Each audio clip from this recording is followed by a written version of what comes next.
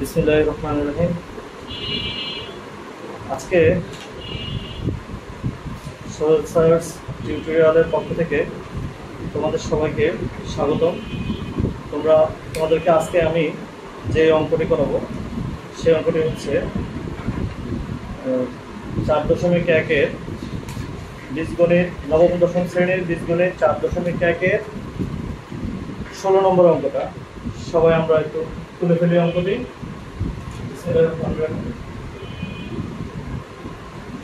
দেওয়া আছে, প্রথমে দেওয়া আছে দিয়ে আমরা তুলে ফেলবো। প্রথমে সবাই আমরা কি দিয়ে তুলে ফেলবো? দেওয়া আছে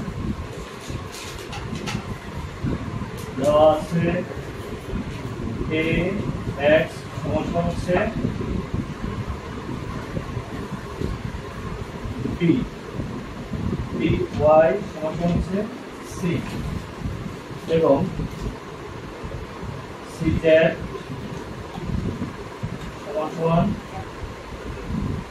a।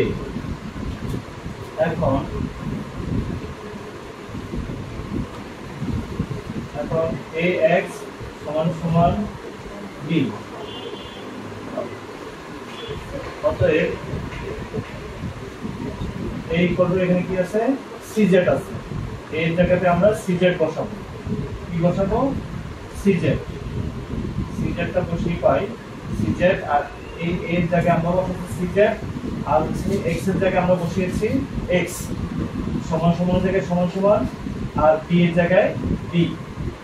বা এখন আমরা বা দিব c এর জায়গায় c থাকবে, আর z আর x এর জায়গায় x এর সম্পর্কটা হচ্ছে গুণ।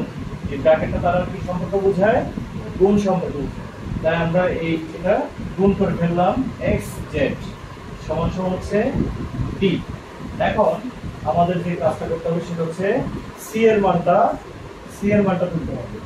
b to the power y সমান কত আছে? এখানে c আছে। তো এখানে c এর জায়গায় আমরা b to the power y লিখব। b টু দি পাওয়ার কি লিখব? y।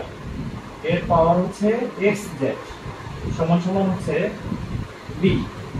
এখন একটা মজার বিষয় সেটা হচ্ছে x z এর সাথে y এর আবার কি সম্পর্ক বোঝা যাচ্ছে? গুণ সম্পর্ক, তাই না? x z এর সাথে কি সম্পর্ক?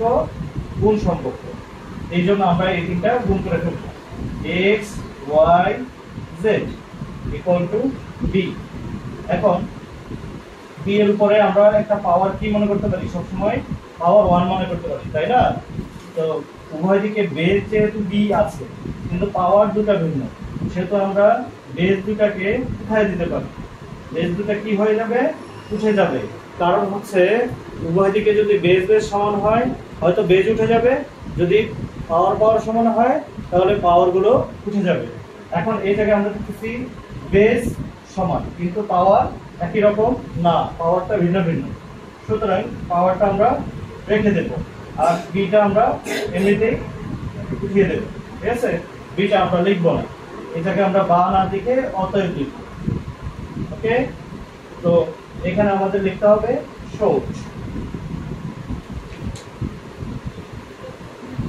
সো আজকে এতটুকুই।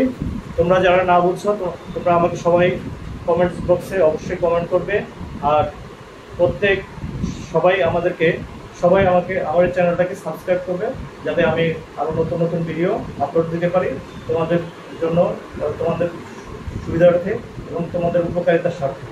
তোমরা অবশ্যই আমাকে এ ব্যাপারে উৎসাহিত করবে, আর বেশি লাইক করবে এবং বেশি শেয়ার করবে। ধন্যবাদ।